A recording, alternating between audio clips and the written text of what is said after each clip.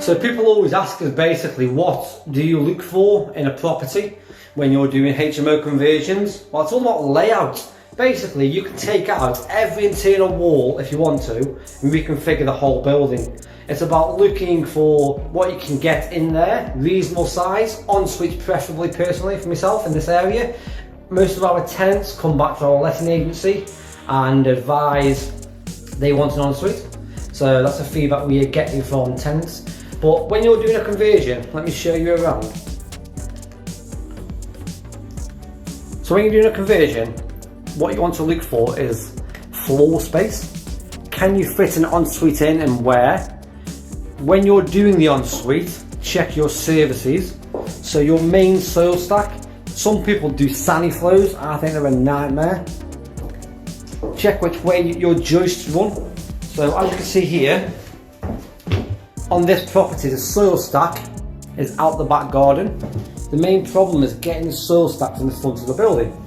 Check your soil stacks, which you can see is there, and the way your joists run.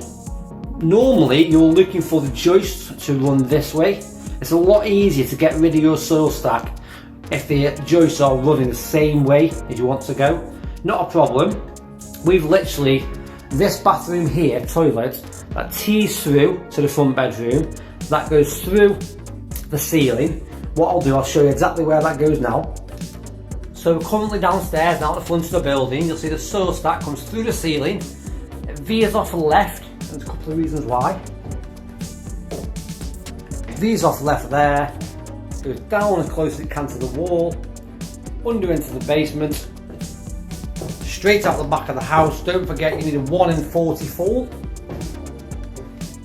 Straight out the back, joins right back onto the original soil stack. That is one question that we get asked hundreds of times. How do I get the main soil stack from the front of the building out the back? Alternatively, if you haven't got a basement and this was a concrete floor, you can get a steel saw. You can cut out a channel in the floor that will pass building regs, as long as done correctly, as long as you've got the correct fall. Let me show you. As long as you overfill the hole in pea shingle, and backfill in slab or concrete, whatever necessary for your current floor condition.